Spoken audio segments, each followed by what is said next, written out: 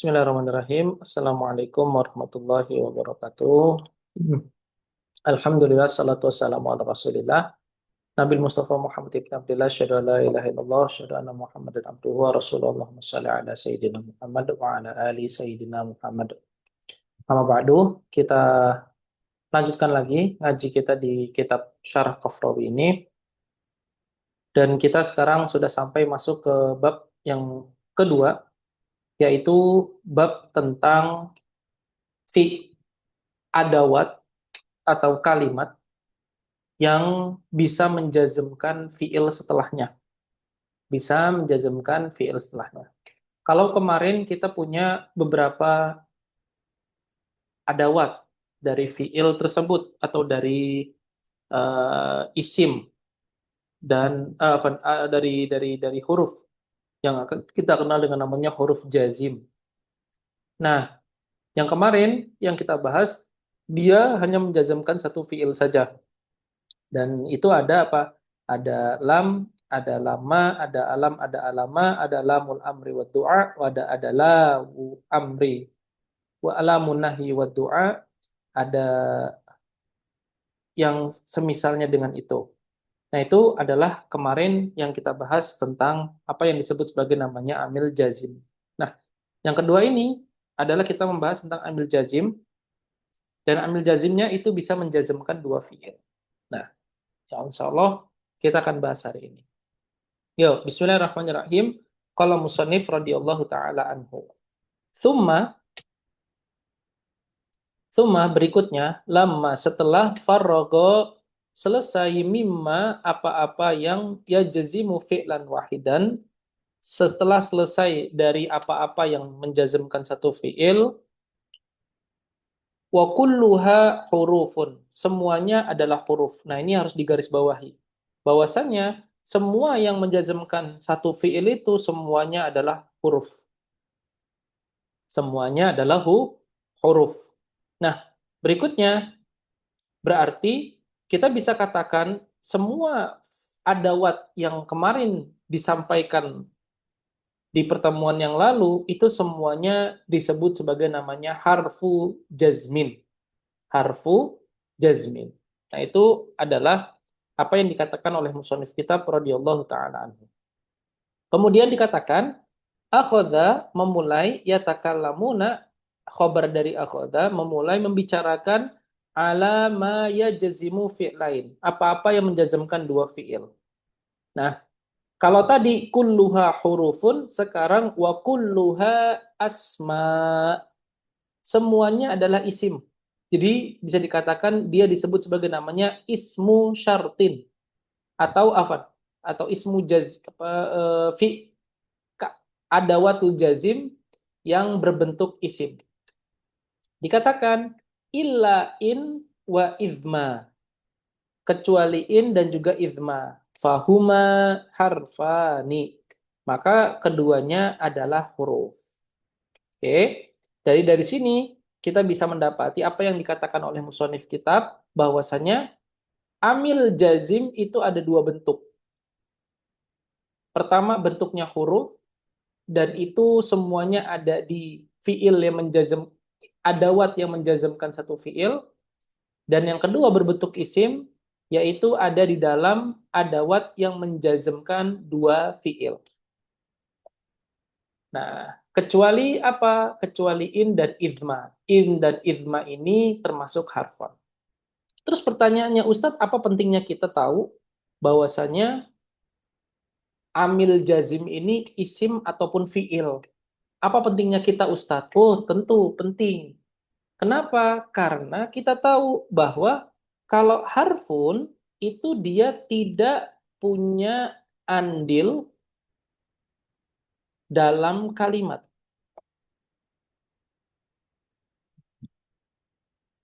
Dalam arti dia tidak punya kedudukan. Dia tidak punya andil dalam sebuah kalimat, artinya dia tidak punya kedudukan dalam i'rab.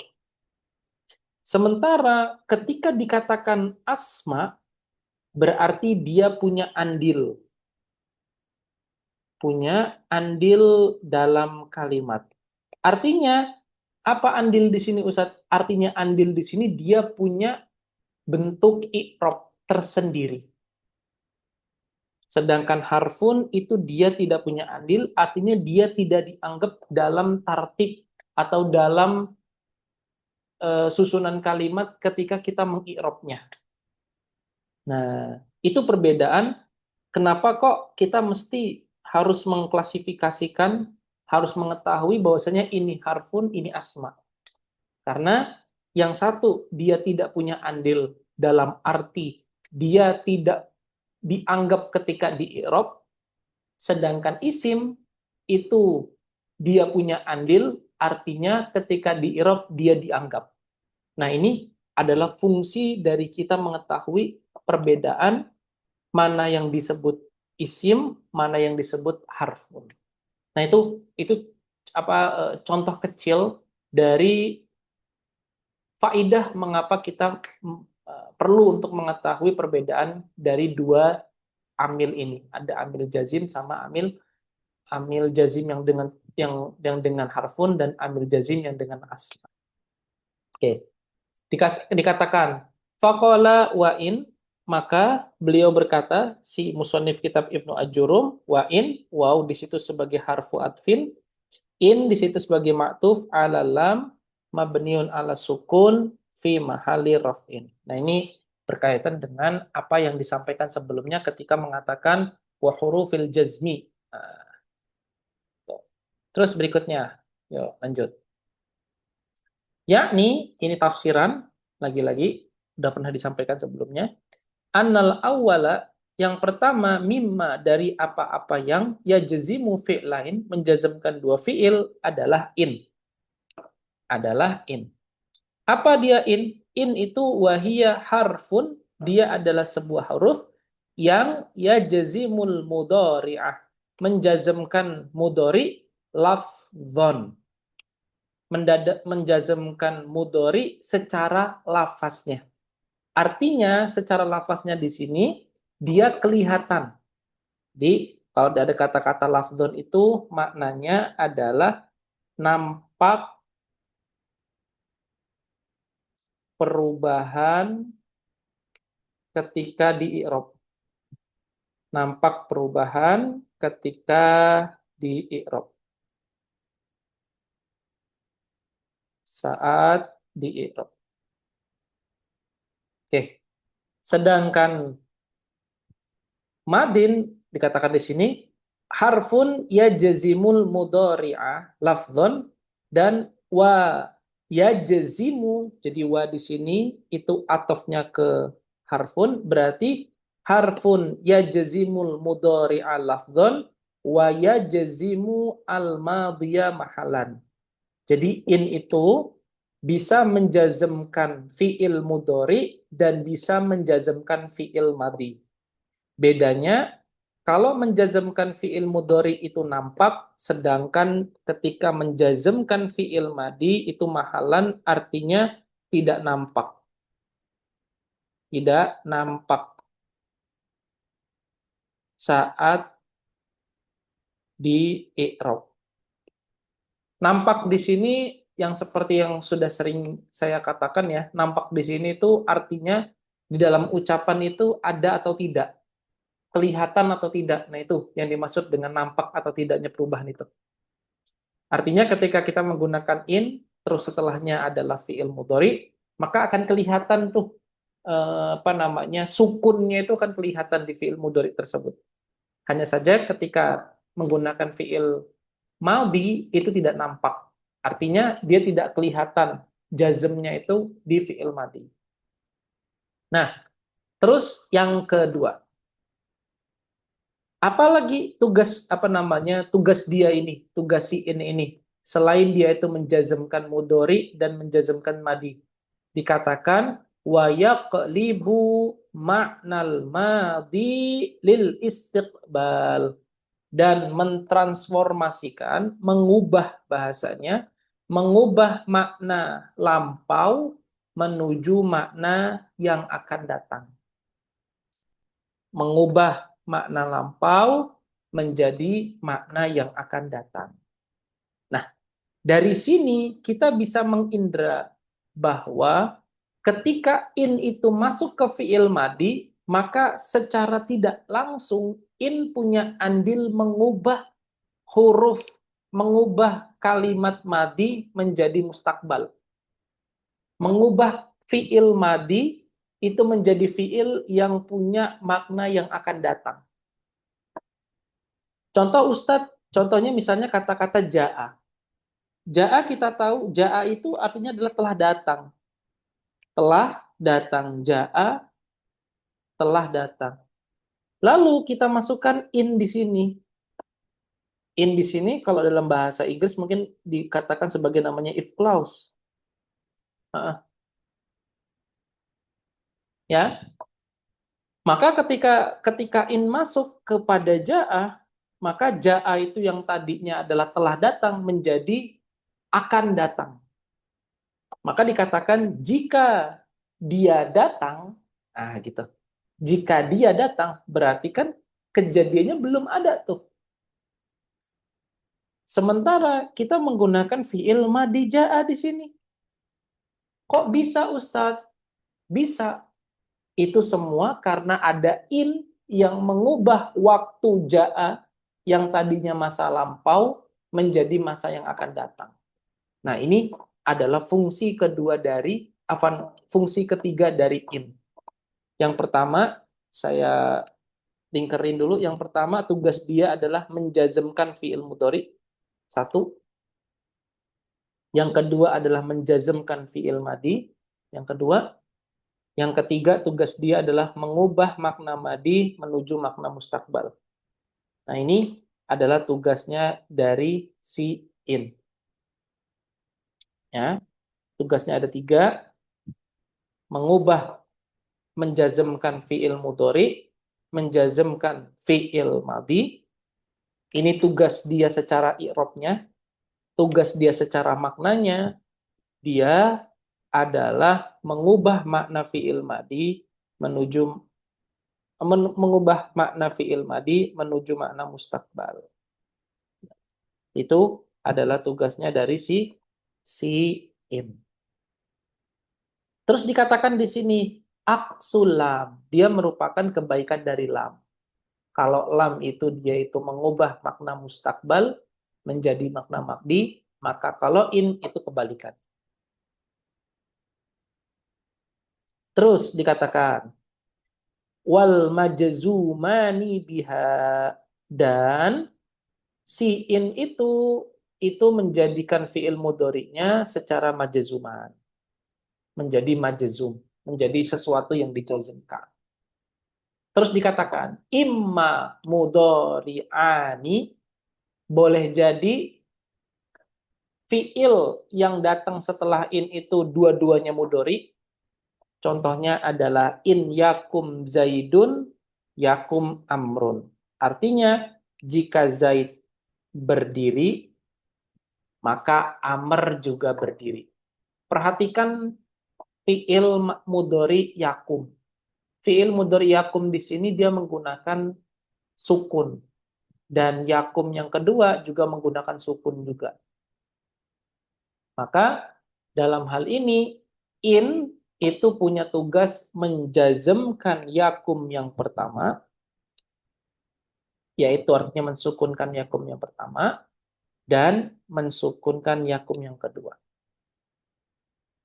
Nah, sementara fiil madi, di sini kan menggunakan fiil mudhari, maknanya sekarang atau yang akan datang. Ketika ketemu sama in, diubah maknanya. Berarti maknanya apa? Afan, nggak diubah, ting, nggak diubah. Afan, saya salah. Afan, nggak diubah. Nanti yang diubah itu ketika di fi'il madi. Afan. Yo. Artinya apa? In yakum zaidun, jika Zaid berdiri, maka yakum amrun. Maka Amr juga akan berdiri. Nah, ketika ketemu sama fi'il mudhari, in makin kelihatan jelas bahwasannya dia itu adalah sebuah perangkat yang digunakan untuk menunjukkan sesuatu kejadian di masa yang akan datang. Menunjukkan suatu kejadian di masa yang akan di masa yang akan datang. Nah, ini adalah sekilas tentang apa yang disebut sebagai namanya in, atau dalam bahasa Inggris, kalau saya salah nanti mohon dikoreksi, itu ada sebuah perangkat namanya if clause. Nah, oke, sebelum kita nyampe ke i'rab, silakan sampai di sini ada kalau ada pertanyaan dan diskusi. In yakum Zaidun yakum Amrun.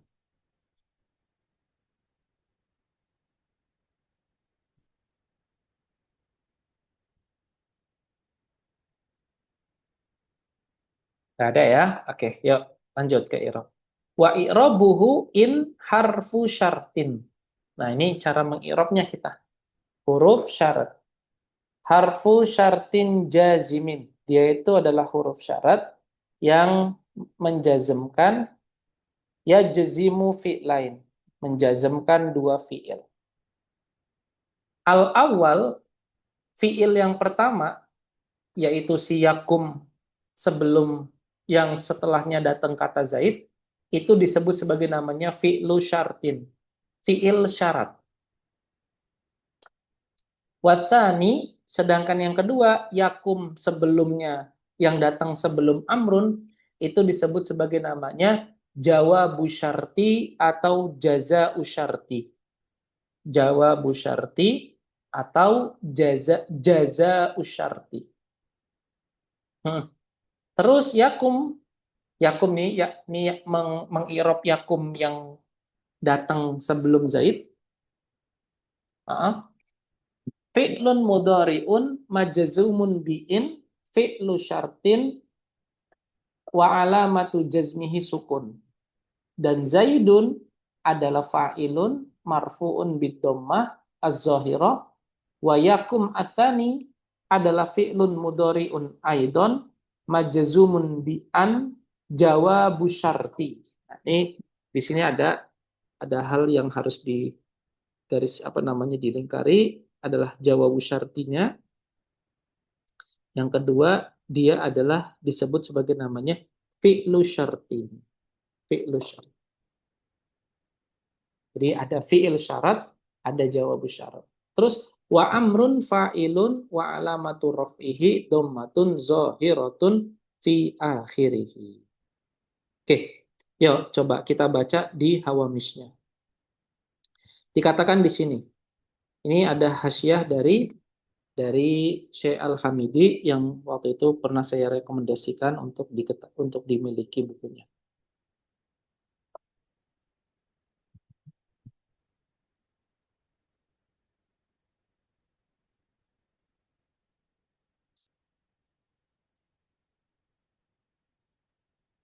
Yuk, dikatakan qauluhu harfu syartin, perkataan beliau di sini maksudnya Syekh Hasan Qafrawi, harfu syarat adalah harfun yang dalun menunjukkan ala ta'liki madmumi jumlah, menunjukkan kepada sebuah komentar, terpendamnya komentar yang terpendam atau yang terdapat pada sebuah jumlah. Komentar huruf yang menunjukkan kepada sebuah komentar yang terdapat pada sebuah jumlah atas madmumi jumlatin ukhra, atas kandungan dari jumlah yang lain. Oke, jadi dia adalah harfun yang menunjukkan kepada sebuah komentar kandungan sebuah jumlah, ya.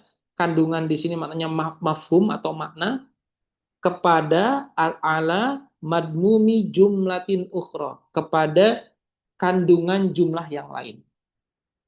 Ini yang disebut sebagai namanya harfu syartin. Jadi harfu syartin itu adalah sebuah taklik kepada sebuah jumlah atas jumlah yang lain. Taklik di sini itu juga bisa bermakna ikatan atau sebab akibat. Nah, ini juga bisa bermakna taklik. Ya, taklik di sini lebih tepatnya bukan komentar tapi sebab. Sebab akibat. Nah, da- dari sebuah jumlah atas jumlah yang lain. Nah, dikatakan di sini. Jadi dari sini kita bisa tahu apa yang disebut sebagai namanya syarat. Syarat itu adalah sebab atau sebab akibat yang ada pada satu jumlah untuk jumlah yang lainnya. Jadi karena ada satu A terus menjadi B. Itu yang kita sebut sebagai namanya sebab akibat. Terus dikatakan, ini penambahan lagi, wa innama ju'ila syarton, dan dia itu dinamakan, si harfu syartin itu dinamakan syarat. Kenapa? Li'annahu alamatun, karena dia itu merupakan alamat ala wujudi tsani, atas wujud yang kedua. Dia itu adalah sebuah alamat yang menunjukkan sesuatu yang kedua atau kewujudan yang kedua. Nah, ini disebut sebagai namanya adalah syarat. Adanya A itu menjadi tanda adanya B. Adanya anak menjadi tanda adanya seorang ibu. Nah, berarti si apa namanya? Si anak itu ya merupakan syarat dari adanya si ibu. Terbalik. Gini, adanya anak menjadi tanda bahwa adanya si ibu. Gitu. Ya, adanya anak contohnya menjadi tanda adanya seorang ibu, karena ya apa namanya nggak mungkin adanya anak tapi nggak ada ibu, itu nggak mungkin. Yang pasti adanya anak menjadi tanda pada adanya seorang ibu. Oke. Ini adalah apa yang disebut sebagai namanya syarat. Terus yang kedua, yang ini juga nggak kalah penting, yang nanti akan terus berulang juga di sini, di dalam pembahasan ini, apa makna dari kata jawab dan jaza? Ini yang pernah saya bilang waktu itu. Tapi di sini ada musonif kitab Hasyiah Hamidi ngasih penjelasan yang detail, dikatakan sumya bidzalika, dinamakan fiil yang kedua itu sebagai jawab syarat dan jaza syarat. Kenapa? Tashbihan lahu, sebagai penyerupaan kepadanya. Dengan apa penyerupaannya? Bijawab bisual. Karena untuk menjawab pertanyaan atau menjawab permintaan, wabijazail a'mal, dan untuk balasan atas sebuah amal. Untuk balasan atas sebuah amal. Kenapa kok begitu? Li'annahu, karena si fi'il tadi yaqa'u ba'da wuku isyarti. Karena fi'il yang kedua itu terjadi karena adanya syarat. Karena adanya fi'il yang pertama. Kama yaqa'ul jawab, sebagaimana terjadinya jawab, itu ketika adanya pertanyaan. Wal jaza, sedangkan jaza ba'dal mujazi alaihi. Dan balasan itu akan diberikan atas sebuah atau setelah adanya pemberian, setelah adanya pengorbanan, setelah adanya pemberian. Nah, jadi adanya balasan itu akan ada jika adanya sebuah pemberian atau adanya sebuah pelaksanaan dari sebuah aktivitas. Nah, dikatakan di sini wahia istilahiyatun dzakarahu ba'du hawashil Khalid. Jadi dari itu semua ini merupakan istilah.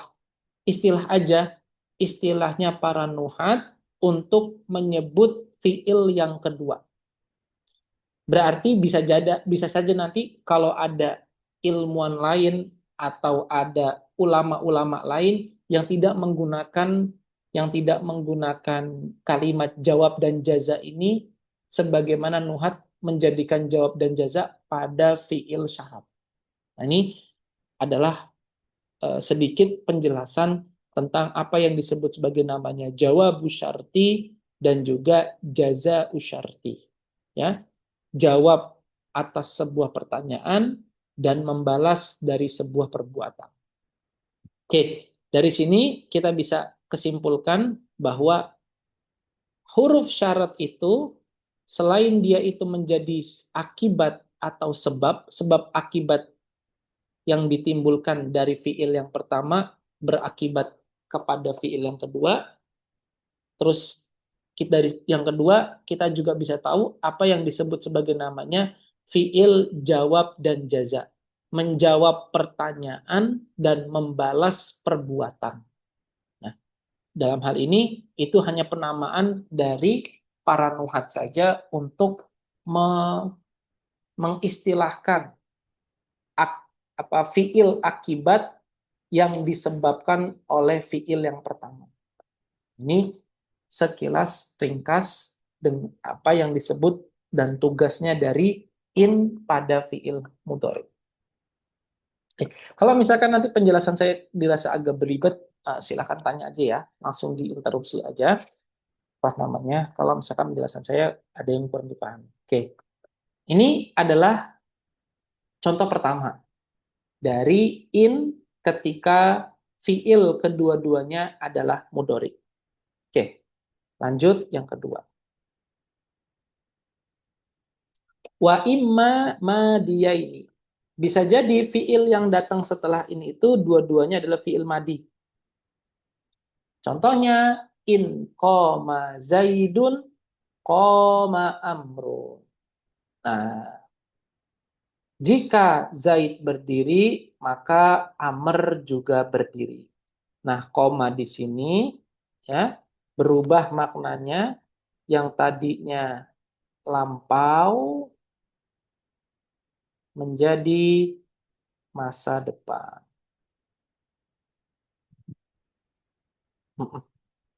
Yang tadinya masa lampau menjadi masa depan. Wa i'rabuhu kama taqaddama, dan i'rabnya itu sebagaimana yang pertama. Terus, illa annaka taqul. Hanya saja mungkin kamu akan katakan fi koma, kepada koma adalah fi'lun madin mabniun alal fathi fi mahalli jazmin. Nah, di sini yang perlu di-highlight adalah fi mahalli jazmin, nih, yang perlu di-highlight. Bahwasanya dia itu koma, kalau tadi koma i'rabnya adalah fi'lun mudhari'un ila akhirih, sedangkan di sini fi'lun madin mabniun alal fathi fi mahalli jazmin bi'in. Oke. Wa kadzalika fi jawabihi. Begitu juga kalau misalkan jawabnya. Kamu bilang fi'lun madin mabniun ala fathi fi mahalli jazmin bi'in jawabu syarti. Nah, terus ini kalau yang kedua. Contoh yang ketiga, au yakunul awal mudhari wa tsani madi.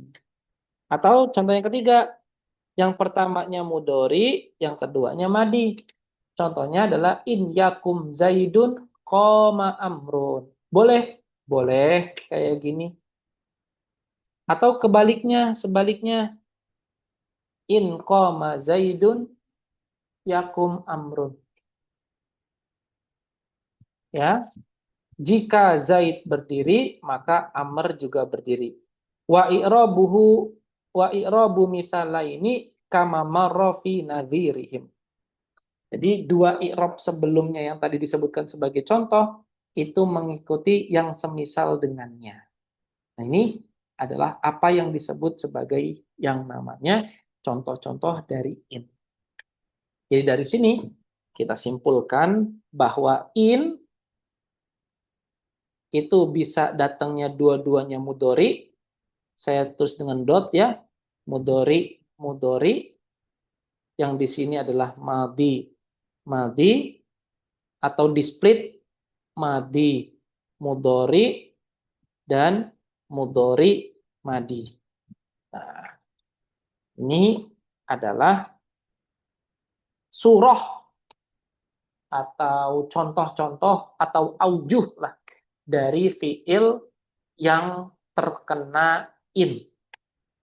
bisa terdiri dari mudhari, mudhari, dot dot, madi madi, atau madi mudhari, atau mudhari madi.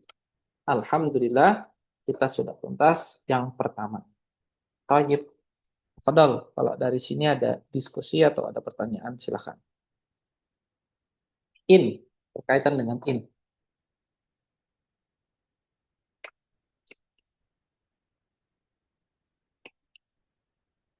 Hmm. Ustadz, mau nanya Ustadz, Hmm. yang tentang mahal. Ya. Berarti ketika melihat in-nya ini, kan terkadang kan in ini juga dia sebagai yang maksudnya kan kalau madi yang fathah kan Ustadz ya. Maka Hmm. kita harus melihat sebelumnya, apakah di in koma ini ada pemisah gitu atau harus secara langsung Ustadz? Maksudnya pemisah itu kayak gimana sih? Ada kalimat pemisahnya atau harus Ustadz? Oh, tahu, Jadi paham, paham, paham. sama Hmm. jawab syaratnya, Hmm. Hmm. apakah ada pemisah? Kan kalau misalnya in koma kan langsung tuh Ustadz ya. Hmm. Nah berarti nanti i'rabnya mahal kan? Hmm. Gitu. Ada nggak Ustadz? Oke, baik. Misalnya gini ya, saya coba gambarin ya yang tadi saya misalnya in, terus di sini ada misah, terus ada koma, gitu. Ya. Zaidun, titik-titik, terus koma, Amr. Nah, terus ini pertanyaan, apakah ini berpengaruh kepada si komanya? Gitu, betul? Mm-mm. Mm-mm. Oke, tergantung. Kalau misalkan dia itu adalah min, maka nanti fiil kok min sih? Hmm, Misalnya katakanlah apa ya? Gini deh, gini. Jangan min, jangan min. Oh, gede banget. Jangan min. Misalnya, hmm, oke deh, gini. Oke. Jadi, ketika ada pemisah antara in dan koma, maka dilihat dulu si pemisahnya ini apa. Apakah pemisahnya ini sesuatu yang bisa merusak ataupun dalam tanda kutip merubah koma, yaitu kalimat setelahnya atau tidak, maka kita perlu tinjau dulu. Nah, kalau misalkan dia itu adalah sesuatu yang nggak berpengaruh, maka ya sudah, kita anggap ini nggak punya pengaruh. Dan tetap in bekerja pada koma. Contohnya misalnya seperti kalimat inma, misalnya. Inma, inma, koma zaidun, koma amrun. Kadangan inma di sini digabung menjadi imma. Imma. Sebenarnya adalah inma. Tapi dibalas di kadangan ditulisnya inma. Nah, dalam contoh begini, misalnya ada ma, maka ma di sini itu tidak punya pengaruh. Tidak punya pengaruh pada si komanya. Karena ma di sini maknanya adalah negasi. Artinya jika tidak berdiri Zaid, maka Amr akan berdiri. Nah, dalam hal ini si ma di sini nggak punya pengaruh kepada koma karena dia merupakan huruf yang tidak punya pengaruh. Dia hanya menegasikan saja. Betul begini? Apa yang mau ditanyakan? Nah, Ustaz, Nah, berarti kalau kayak gitu mm, dilihat dulu ininya ya, si kalimat itu yang membuat tadi rusaknya amal ya, berarti amal dari si innya ya amal untuk dari si si kom. in ya. Betul. Kalau Nah, kayak kan berarti kan Ustadz si innya ini karena kan harfun ya. ya, Nah, harfun jazmin ya. hmm, harfu Nah, syartin sih. berarti harfu syartin wa jazmin kan ya. Hmm, Nah, berarti kalau harfun kan dia nggak memiliki mahal kan? Nggak memiliki i'rab di dalam betul, di dalam. betul. Nah, tetapi kenapa ya dia itu mempunyai faktor gitu, Ustaz? Oh, ada pengaruh. Ah, kenapa ada Ah, pengaruh itu? Sedangkan hmm. di Arab dia tidak ada gitu, Ustaz. Paham, paham, paham, paham. Ya kan? Maksudnya kalau Hmm, tidak ada di Arab, kan kalau isim sama fiil ya adalah gitu ya si hmm, amalnya. hmm. Tapi kalau ini kan nggak memiliki amal dalam i'rab gitu. Tapi kenapa dia memiliki faktor, malah si faktornya ini mempengaruhi dua fiil sekaligus gitu, Ustaz. Ya, oke. Nah, tape, tape. Oke deh, tape. Pertama, mungkin saya akan jawab apa ya, nggak sesuai dengan apa yang ditanyakan, karena saya hanya saya apa ragu-ragu untuk menjawabnya. Tapi gini coba, saya mau coba kasih pendekatannya begini. Begini, dalam kita membahas i'rab, itu kita itu hanya membahas tentang isim dan fiil saja. Saja. Ketika kita membahas i'rab, kita hanya membahas soal isim dan fiil saja. Cukup sampai di situ. Nah, berarti di luar dari isim dan fiil itu bukan bahasan dari apa yang kita sebut sebagai namanya ilmu nahwu. Nah, maka dalam hal ini fiil harfun itu tidak masuk ke dalam bagian dari pembahasan i'rab. Itu satu. Terus yang kedua, kenapa kok dia itu dibahas Ustadz? Harfun itu kenapa dibahas secara spesifik bahkan detil dalam kitab-kitab i'rab atau dalam kitab-kitab nahwu? Harfun itu di apa namanya diberikan porsi dalam pembahasan ilmu nahwu karena dia punya pengaruh terhadap isim dan punya pengaruh terhadap fiil. Karena dia punya pengaruh itulah akhirnya dia dimasukkan ke dalam pembahasan tersebut. Kayak dia itu bukan inti, tapi karena dia ini akhirnya isim itu bisa berubah-ubah dan berubah-ubahnya isim merupakan pembahasan nahwu. Maka isim itu dimasukkan. Meskipun dia sejatinya bukan bukan apa namanya, bukan dalam bahasa nahwu. Tapi karena dia itu punya pengaruh, maka dia dimasukkan. Lalu yang kedua, kenapa ya Ustadz? Kok begitu? Ya apa namanya? Ya seperti itulah gitu loh. Apa namanya? Seperti itulah tugas dari si harfun itu tadi. Dia itu sebenarnya nggak masuk, tapi karena punya pengaruh, jadi akhirnya dia dimasuk. Cuma sebatas itu yang bisa saya jawab. Kalau misalnya apa namanya, kalau misalkan huruf jar, memang ada yang mengatakan dia itu seperti fiil karena dia punya makna. Maka huruf jar di situ dimuamalahkan sebagaimana muamalahnya fiil. Ada yang mengatakan seperti itu. Cuman daripada itu pembahasan yang agak jauh gitu ya, karena nanti bisa mendetil ke berbagai aspek. Saya kasih gambaran yang ringkas aja, kurang lebih i'rab itu bicara soal isim dan fiil, maksudnya adalah perubahan isim dan perubahan fiil.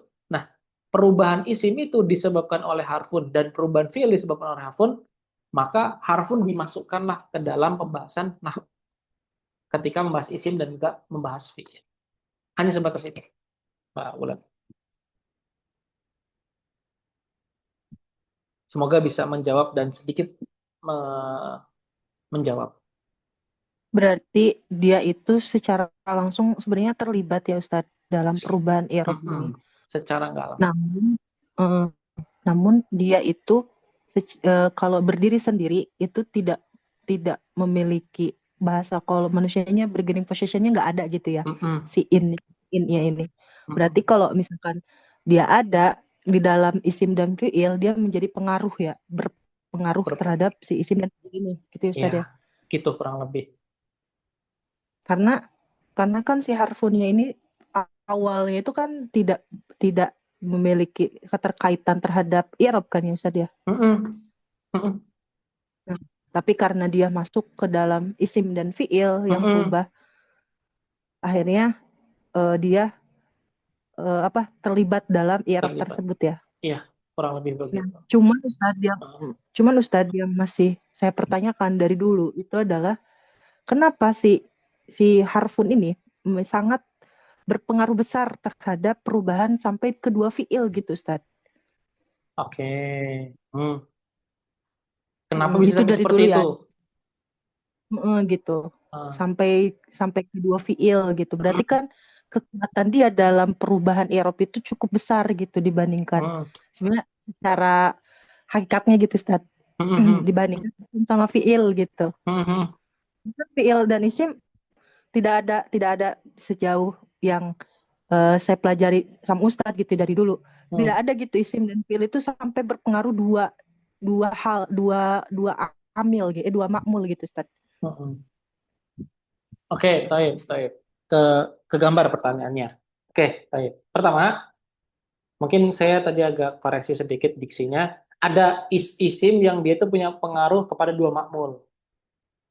Ada yang isim pengaruh punya dua makmul.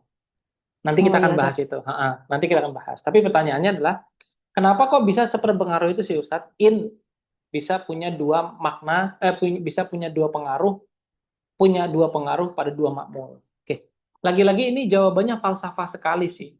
Nggak apa namanya, nggak yang sampai menjawab secara hati itu bikin tenang gitu, nggak. Nah, saya hanya akan menjawab lagi-lagi nggak menjawab langsung, tapi mencoba untuk ngasih apa namanya gambaran ringkasnya aja. Kurang lebih begini, ulama itu ketika mereka mengistinbat sebuah kaidah, mereka itu mengistinbat dari sebuah lafaz yang memang sudah terdengar, atau dengan kata lain, lafaz yang sudah diriwayatkan. Nah, di antara bentuk lafaz yang diriwayatkan itu adalah berbentuk seperti ini. In koma zaidun koma amrun. Lalu ulama mencari mencari mencari pengelompokan, dikelompokkanlah yang semisalnya dengan ini apa? Oh, ternyata ada 18. Dikumpulkanlah dalam satu bab namanya babul jawazim. Nah, untuk pasti kenapa kok bisa seberpengaruh itu ya mungkin kita nggak bakal pernah tahu gitu loh. Karena memang kaidah sudah mengatakan seperti itu. Atau dengan bahasa lain, al aslu itu ya untuk itu. Gitu. Jadi asalnya memang in itu bisa untuk menjazmkan dua fiil sekaligus, ya udah kita nggak perlu tanya lagi. Sebagaimana kita nggak perlu tanya satu itu kenapa harus tunggal gitu. Karena ada kaidah yang mengatakan al aslu la yus'alu an. Ya kalau udah dari sananya ya sudah nggak perlu dipertanyakan. Justru kalau kamu mencari-cari terus gitu loh, maka yang akan ada adalah kesia-siaan. Karena itu merupakan apa ya bahasanya ulama sekarang tuh amrun falsafi. Sesuatu yang difilsafatkan, yang seolah-olah karena inilah sesuatu itu terjadi. Jadi sesuatu yang mungkin sekali untuk orang untuk perdebatkan dan mungkin untuk orang tidak menerima apa namanya alasan tersebut secara logis. Intinya adalah memang sudah dari kaidah bahasa Arabnya yang punya atau mengharuskan in itu punya dua pengaruh. Jadi sudah dari sananya, sudah asalnya seperti itu. Nah, mungkin itu apa jawaban sedikit dari saya.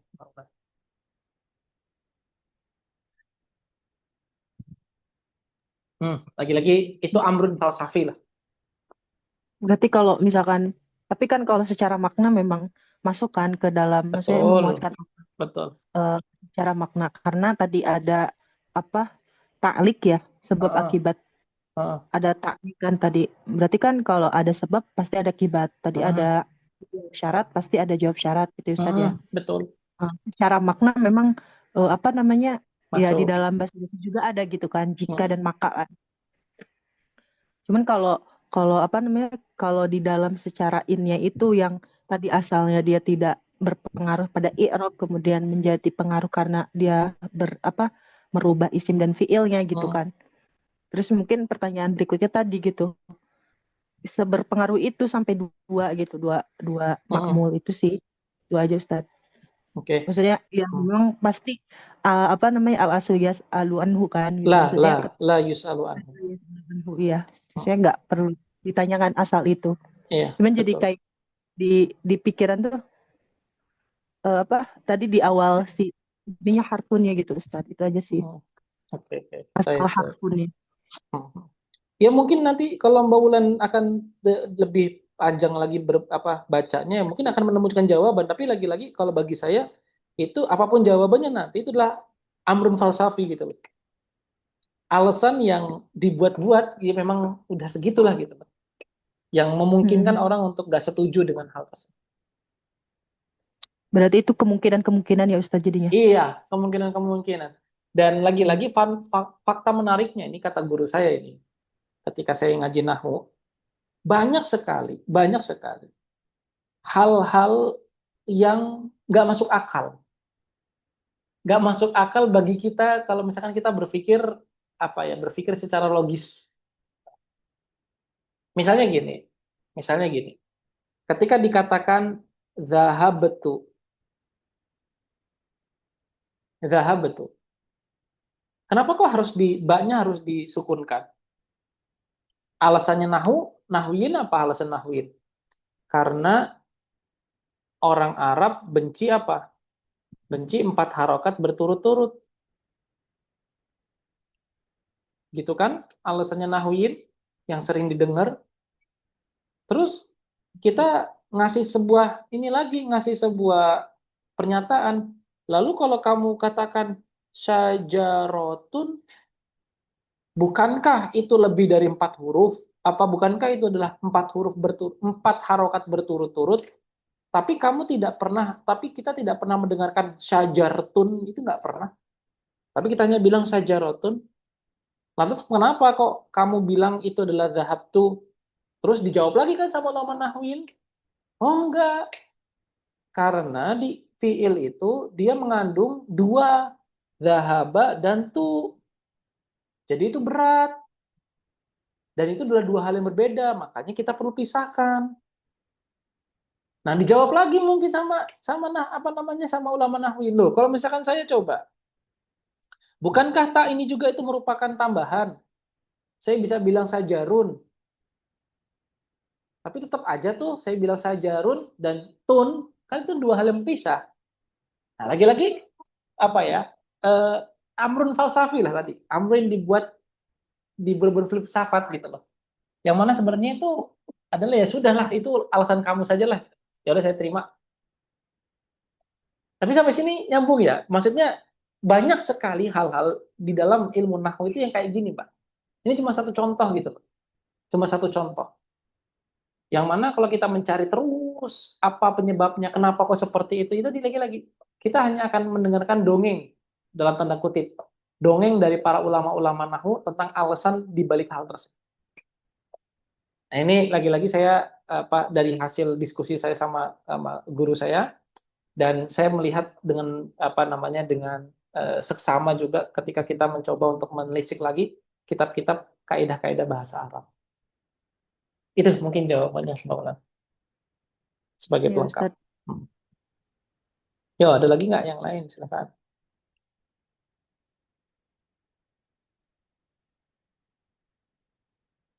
Hmm. Ya, nanti kalau misalkan ada orang-orang yang ngasih tahu alasan para ulama gini gini gini, udah bisa dipastikan sih itu.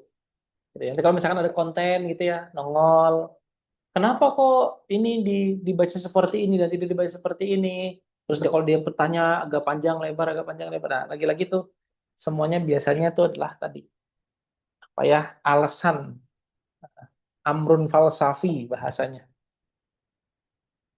Ya, lanjut. Yang kedua Tapi adalah Ustaz gimana gimana?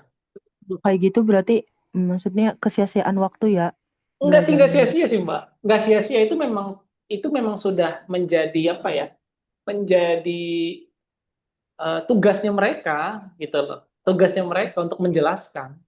Sia-sia enggak sia-sia. Nah, maksudnya kita sebagai pembelajar Ustadz, maksudnya Oh, kayak bener. Kalau sebagai pembelajar bener, itu sia-sia bener. waktu kan, maksudnya akhirnya ketika ini kan tujuannya sebagai ilmu alat gitu. Ya, Ketika betul. itu akhirnya Betul. kapan mau diaplikasikan kan Ustadz ya? Betul. Betul sekali, betul sekali. Makanya banyak ulama-ulama kita itu yang jago nahu, tapi ketika dipraktikkan tuh nol. Banyak. Hatta sekalipun saya pernah dengar cerita dari istri ketika ngaji balaghah gitu ya. Akhirnya kan berdebat. Ini maksudnya ini berkata A, ini berkata B, ini berkata C. Terus si temannya istri saya itu apa yang cinta ke istri saya bilang, kita belajar balaghah ini sebenarnya untuk apa sih? Kok kayaknya kita cuma untuk berdebat, berdebat, berdebat aja. Ulama A mempersepsikan A, ulama B mempersepsikan B, diadu persepsinya, terus kita disuruh milih. Lagi-lagi kan itu kan kita hanya hanya sebatas tambahan saja lah. Intinya adalah kita mempraktikkan ilmu tersebut gitu. Nah, lagi tadi benar benar sekali Mbak Ula tadi bilang. Lagi-lagi kalau kita sebagai pelajar ini adalah kesia-siaan, betul, saya sepakat itu. Toh pada akhirnya memang itu kesia-siaan. Karena pada akhirnya yang kita butuhkan adalah praktik, praktik, praktik, praktik dan praktik gitu. Yang mana semuanya itu merupakan amal. Kalau cuma segini-gini doang ya, saya sepakat sia-sia, benar sia-sia. Tuh. Hmm, barakallah fiik. Ya. Ada lagi nggak komentar atau pertanyaan dari yang lain? Saya rasa di semua pembelajaran kayak gitu juga sih. Kalau misalkan ilmu apa namanya yang tadinya menjadi wasilah tapi malah diperpanjang itu benar-benar ada sebuah kesia-siaan. Yuk, ada lagi nggak? Makanya Syekh Taqiyuddin rahimahullah itu dalam kitab At-Tafkir di bab-bab terakhir itu, beliau mengatakan ada satu kalimat yang mungkin ini bagi sebagian ulama itu perkara yang ini, wah kamu bid'ah gitu loh bahasanya. Syekh Taqiyuddin rahimahullah itu mengatakan bahwasanya ada satu kitab namanya kitab Al-Mutawwal yang dikarang oleh Sa'aduddin At-Taftazani untuk mensyarah kitab yang bernama Talkhisul Miftah karya dari As-Sakaki. Itu kitab balaghah. Tapi saya Takurin bilang, itu bukan kitab balaghah, melainkan itu adalah kitab filsafat. Dan setelah dicek, setelah saya cek dan setelah saya belajar, ternyata benar, ulama-ulama balaghah itu kebanyakan adalah ulama-ulama akliyah, ulama-ulama yang cenderung belajar ilmu-ilmu Yunani.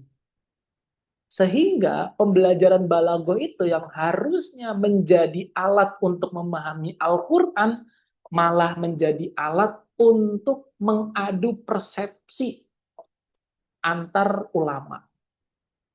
Sehingga kitab balaghah itu tebel-tebel. Padahal sebenarnya simpel balaghah itu.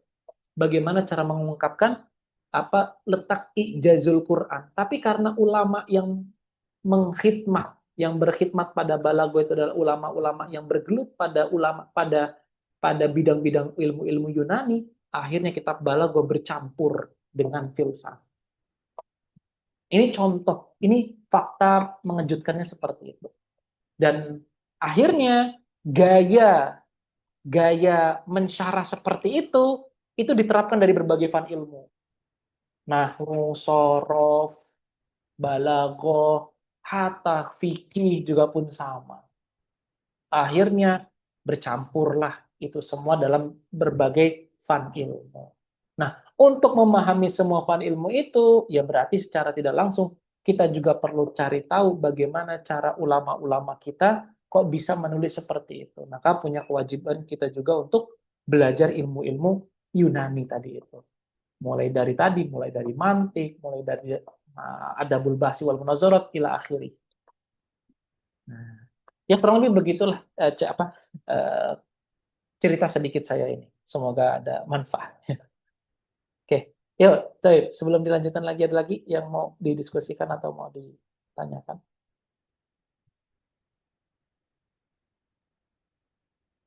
Nggak ada ya? Oke, ya lanjut ya. Wama dan ma di sini kan tadi yang dihitung sebagai harfun kan in sama idma. Adapun ma di sini tidak dihitung sebagai harfun. Tapi coba kita lihat dulu apa yang dimaksud. Wa ma al-waw harfu atfin ma ma'tufun ala lam mabniun ala sukun fi mahali raf'in. Lam di situ mabniun ala sukun fi mahali raf'in. Yakni an-natsani mimma yajzimu fi'lain. Yang kedua dari faktor-faktor yang menjazmkan dua fi'il adalah ma. Wahia fil asli. Nah, fil asli di sini itu kadang ulama mengatakan dalam lughah dari sononya, nah gampangnya gitu. Dari sononya adalah maudu'atun, topik lima layak, pembahasan untuk sesuatu yang tidak berakal. Seperti apa? Seperti hewan ternak. Itu kan dia nggak berakal, nggak ber nggak berakal. Oke. Terus summa dumminat, kemudian ditadminkan. Ditadminkan. Nanti di sini kita akan jelaskan apa yang dimaksud dengan tadmin.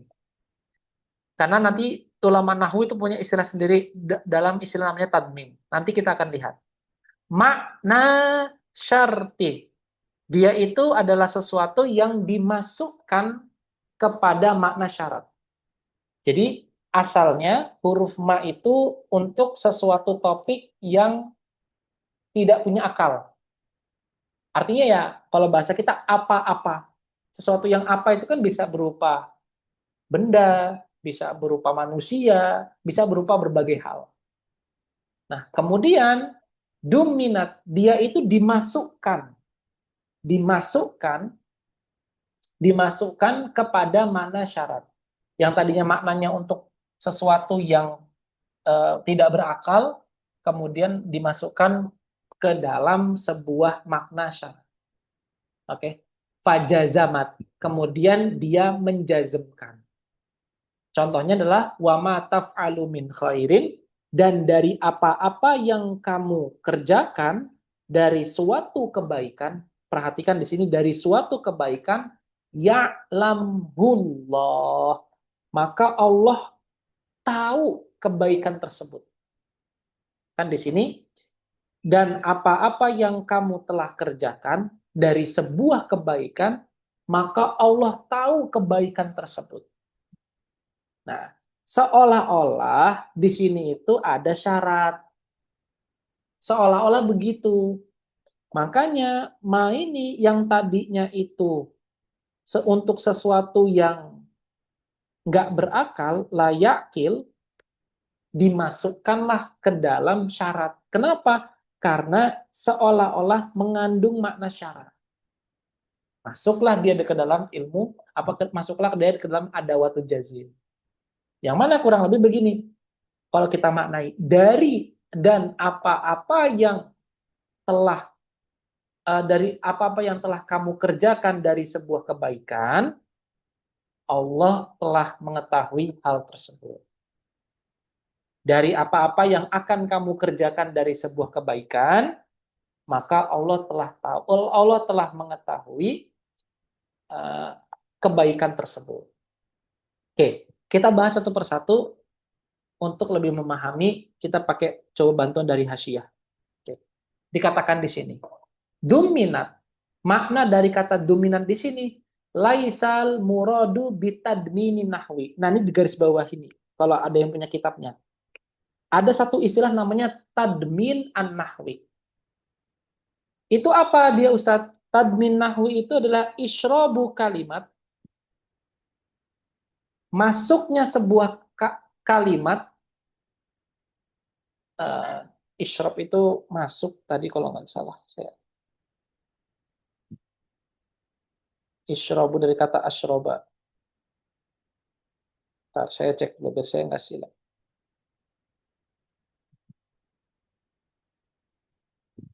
Oh, kan betul, masuk atau mencampuri.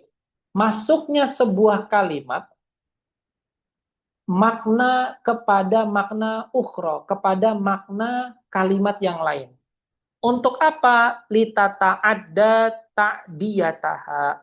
Untuk dia bisa punya pengaruh kepada pengaruh kalimat tersebut. Artinya begini, misal contoh, dalam Quran surat An-Nisa itu dikatakan ayat yang kedua itu wala ta'kulu amwalahum ila amwalikum. Allah katakan wala ta'kulu amwalahum ila amwalikum. Janganlah kamu memakan harta anak yatim kepada hartamu. Janganlah kamu memakan harta anak yatim kepada hartamu. Nah, di sini ulama mufasir mengatakan ila di sini adalah mengandung makna ma'a. Mengandung makna ma'a. Artinya, janganlah kamu memakan harta anak yatim bersamaan dengan harta kamu. Nah, ila yang punya makna ma'a ini disebut sebagai namanya at-tadmin an-nahwi. At-tadmin an-nahwi. Artinya dia ini punya makna selain makna dirinya sendiri. Kalau makna asalnya kan apa? Maknanya asalnya kan ke, gitu kan? Ke makna asalnya. Tapi karena ada tadmin nahwi ini, akhirnya dia punya makna ma'a. Bergeser yang tadinya makna ke menjadi makna ma'a. Sehingga ayat ini diartikan, dan janganlah kamu memakan harta anak yatim bersamaan dengan harta milikmu. Kalau makna lugohnya kan, janganlah kamu memakan harta anak yatim kepada hartamu. Kepada hartamu, kan gitu. Tapi kan ternyata nggak nyambung ketika kita katakan apa maksudnya kepada harta kamu. Oh, maksudnya adalah bersamaan dengan harta. Nah, ini apa yang disebut sebagai namanya tadmin. Nah, akan tetapi di sini Syekh Hamidi bilang, bukan yang dimaksud dengan dumina makna syartin atau ma dimasukkan makna syarat. Nah, kan awalnya kan ma, apa-apa. Kemudian dia dimasukkan untuk memiliki makna syarat. Apa makna syarat? Makna syarat itu kan sebab akibat yang tadi kita katakan. Artinya ma di sini yang tadinya maudu untuk sesuatu yang bukan berakal, dia dipindahkan menjadi makna sebab akibat. Gitu. Seolah-olah begini, seolah-olah nih, seolah-olah. Kalau kamu berbuat baik dari sebuah kebaikan, maka balasan Allah atau pengetahuan Allah terhadap kebaikan yang akan kamu lakukan itu sudah Allah ketahui. Nah, itu kurang lebih apa namanya contohnya atau pemaknaannya. Dari mana itu bisa diketahui, Ustadz? Ya, dari ma yang awalnya dia itu topik untuk satu pembahasan untuk yang tidak berakal, ditarik maknanya menjadi makna sebab akibat. Jadi seolah-olah kita katakan dari apa-apa yang akan kamu kerjakan, maka hal tersebut sudah Allah ketahui. Jadi ditarik maknanya menjadi maknanya. Nah, inilah yang dimaksud dengan apa namanya tadmin di sini. Tapi di sini dikomentari sama Syekh Hamidi, enggak, maknanya itu bukan tadmin nahwu yang kamu sangkakan. Nah, tapi dikatakan di sini, bal muradu, akan tetapi makna tadmin di sini adalah al-fahmu wad dilalah. Yang dimaksud dengan tadmin di sini adalah pemahaman dan penunjukan. Pemahaman dan penunjukan. Kama fit tajrid ala Sa'di, sebagaimana dalam kitab At-Tajrid. Nah, ini sekilas tentang apa yang disebut sebagai namanya tadmin. Oke. Terus berikutnya, musannif kitab Syekh Hamidi mengatakan, qauluhu makna syarat, Makna syarat di situ itu maknanya adalah taklik. Taklik tadi yang seperti saya katakan. Taklik itu apa? Taklik itu adalah sebab akibat. Jadi kita tuh mentaklikan sesuatu karena sesuatu yang lain. Nah, oke. Dia bisa dikatakan berarti di sini berarti summa duminat makna syartin itu artinya summa fuhima atau fahmu pemahaman penunjukan sebab akibat sebuah syarat menjadikan dia bisa menjazmkan fiil setelahnya. Saya ulang lagi. Berarti kita maknai dari penjelasan Syekh Hasan Kafrawi bahwasanya awalnya ma itu untuk maudu, untuk sesuatu yang tidak berakal. Kemudian dia itu difahami sebagai sebagai hubungan sebab akibat sehingga fajazamat, sehingga sima itu tadi menjadikannya yang tadinya dia itu tidak beramal apa-apa, akhirnya dia bisa menjadi amal menjazmkan fiil setelahnya. Nah, ini adalah apa yang difahami dari teks tersebut. Terus beliau katakan, wa ma taf'alu min khairin ai au syarrin li annallaha ya'lamul jami'a fihi. Li annallaha ya'lamul jami'. Baik yang akan kamu kerjakan itu kebaikan ataupun keburukan, Allah akan tahu itu semua. Kenapa? Karena Allah mengetahui al-jami'. Karena Allah mengetahui hal itu semua. Fafihi iktifaun. Hanya disebutkan khair saja tanpa adanya syar itu adalah sebuah bentuk kecukupan. Karena kita sudah bisa langsung tahu gitu loh. Dengan disebut khair saja, syar itu juga ngikut. Syar itu juga ngikut. Artinya Allah itu tahu semua gitu loh. Maka cukup ayat ini hanya disebutkan kata khair saja tanpa adanya syar. Artinya kan kalau misalkan kita mau paksakan di luar ayat Al-Quran, wa ma taf'alu min khairin au syarrin ya'lamuhumallah. Maka Allah akan mengetahui keduanya.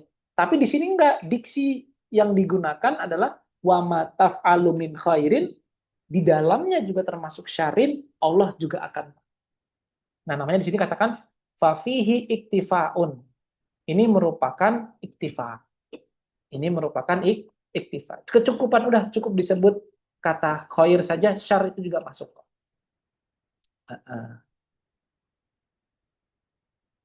Oke, baik. Terus yang berikutnya di sini ada komentar dari yang lain, ini juga menurut saya bagus juga untuk ditelisik. Dikatakan di sini wafihi isyarah. Di sini juga itu ada isyarat. Ini musonif apa namanya Nasir, si penerbit itu lewat editornya, lewat penyuntingnya juga memberikan komentar. Di sini juga itu ada isyarat bahwasannya ada al-ikthar min fi'lil khairat. Artinya kata khair di sini kan suatu kebaikan. Nah, di kata khair ini juga itu sebenarnya nggak cuma sesuatu, tapi mungkin juga banyak kebaikan-kebaikan yang lain yang Allah juga akan tahu. Tapi disebutkannya menggunakan diksi khairin, satu khair saja. Nggak menggunakan kata khairat. Nah, banyak-banyak. Tapi disebutkan kata khair saja. Nah, gitu. Terus di sini dikatakan juga oleh penerbit kitab, seperti perkataan Nabi, "Mangkana hijratuhu ilallahi wa rasulihi." Ini kan hadis pertama ya dalam Arba'in Nawawi kan. "Man kana hijratuhu ilallahi wa rasulihi, fa hijratuhu ilallahi wa rasulihi." Nah, maka barang siapa yang berhijrah karena Allah Subhanahu wa taala dan karena Rasulnya, maka hijrahnya itu karena Allah dan Rasulnya. Dan dikatakan di sini, "Waman kanat hijratuhu ilad dunya yusibuha awim ra'atin yankihuha." Kalau misalkan dia itu berhijrah untuk dapat keuntungan dunia, atau dia itu ingin menikahkan perempuan, ya, ingin menikahkan perempuan yang ingin dinikahinya, maka dikatakan apa? Fahijratuhu ila ma hajara ilaihi. Nah, diperhatikan.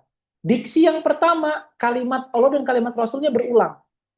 Tapi yang kedua, nggak dikatakan fahijratuhu ila dunya awimro'atin. Nggak begitu. Tapi digunakan diksi ila mahajara ilaihi.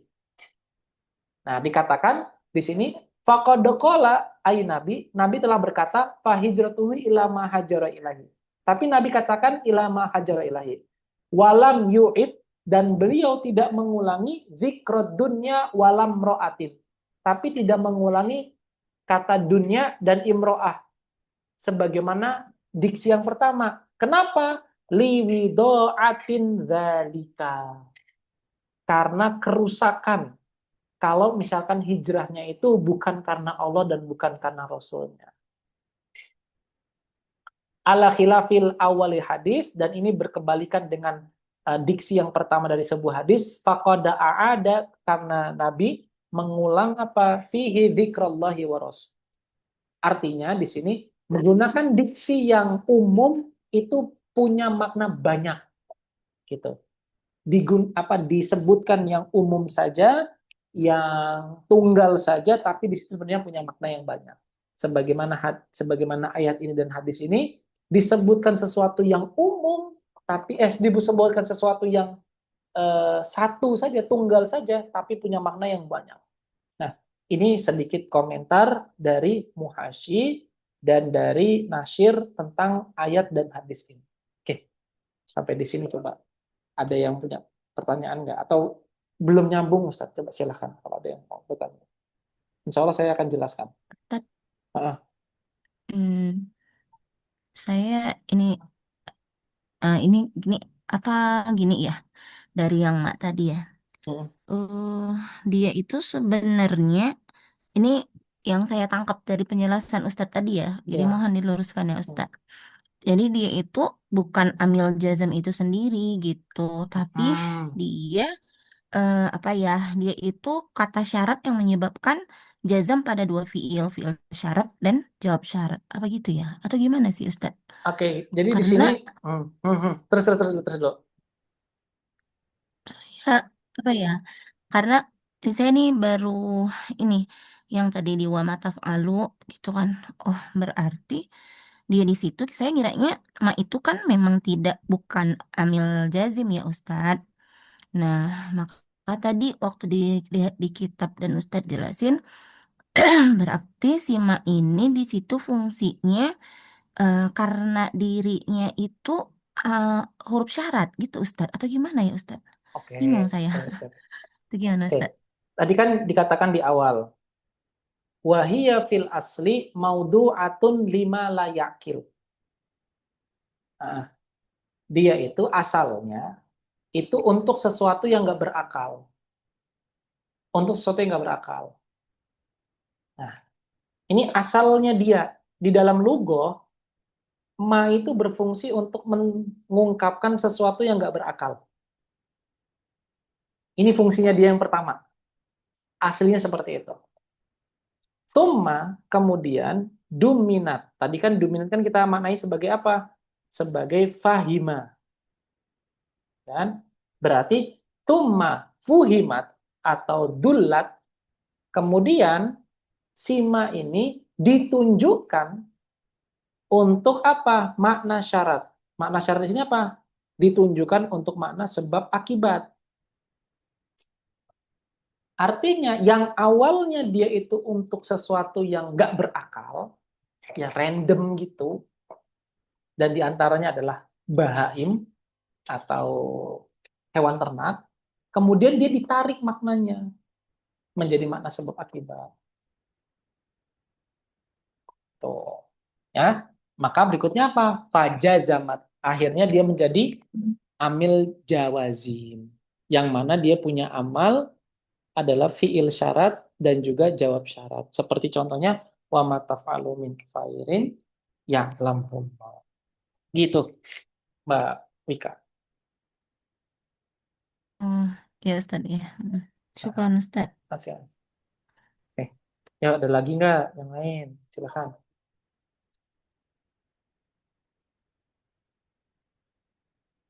Hmm. Alhamdulillah kita dengan belajar ini kita bisa tahu satu hadis dan satu ayat. Alhamdulillah. Ya, ada lagi pertanyaan yang lain? Coba silakan kalau pertanyaan. Mungkin selama ini kita hanya diberitahu itu untuk yang nggak berakal, syaratnya man syarat yang berakal. Tapi di sini kita dikasih sesuatu yang beda sama Syekh Hasan Kafrawi. Kita diberikan apa ya? Diberikan asal muasal. Kok bisa itu yang tadinya? Kenapa kok itu untuk yang nggak berakal? Diberikan di sini, diberikan penjelasan. Ditambah lagi penjelasan dari Syekh Al-Hamidi. Coba yuk, yang lainnya coba dari Mbak Widya, Mbak Indi, Bu Endah coba. Nah, ada komentar nggak? Coba.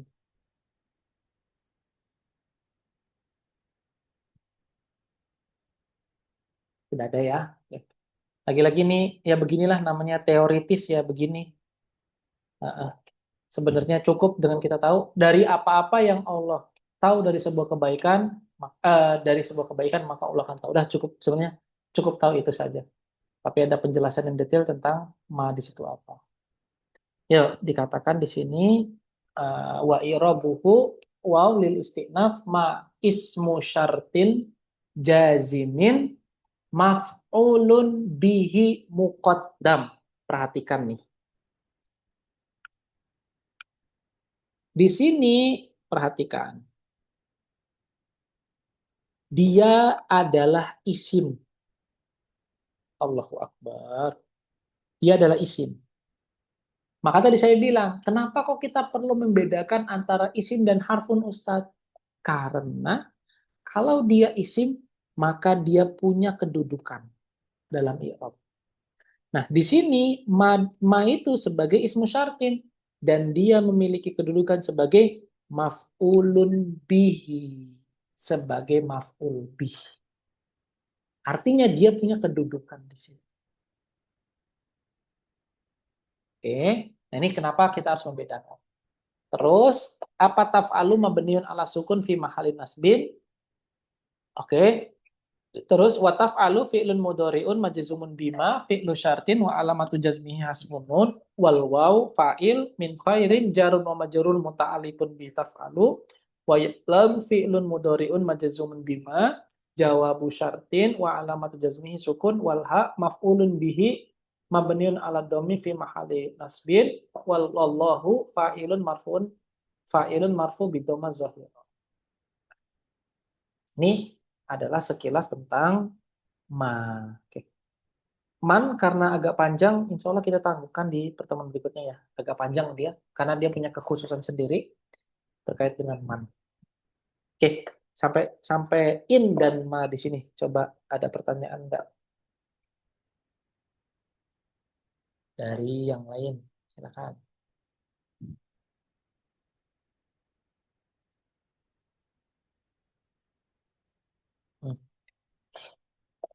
Oke, yuk saya simpulkan bahwasanya hari ini kita belajar tentang dua dua faktor. Faktor yang menyebabkan jazm dua fiil. Ada in, ada ma. In di sini nanti punya 4 surah. Mudori mudori, madi madi, madi mudori, mudori madi.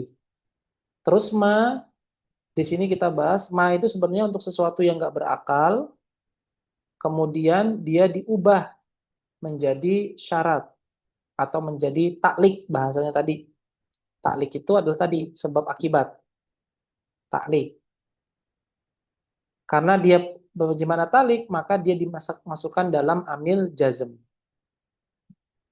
Nah, bentuknya tadi wa ma taf'alu min khairin ya'lamullah.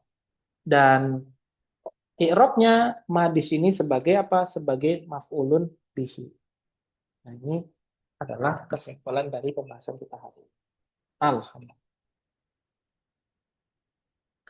Oke, baik. Mungkin di situ itu dulu saja dari saya. Insya Allah kita akan lanjut di pertemuan berikutnya.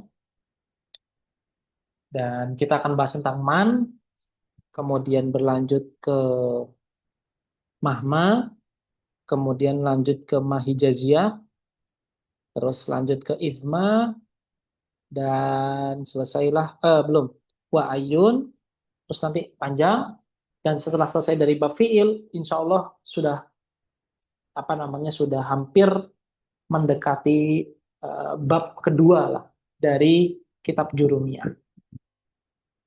Artinya kita sudah selesai di pembahasan yang paling panjang dalam kitab Jurumiyah, itu pembahasan tentang nawasib dan jalazim. Insya Allah setelahnya itu gampang, simple saja, nggak belibet kayak hari ini dan kemarin-kemarin. Insya Allah. Oke, itu saja dari saya. Barakallahu li wa lakum. Kurang lebihnya mohon maaf dan apabila saya manapun. Kita tutup dengan ucapan hamdalah. Alhamdulillahirabbil alamin. Dan berkapatul majelis. Subhanakallahumma wa bihamdika asyhadu an la ilaha illa anta astaghfiruka wa atubu ilaik. Wassallallahu ala sayyidina Muhammad wa ala alihi wasallam. Wassalamualaikum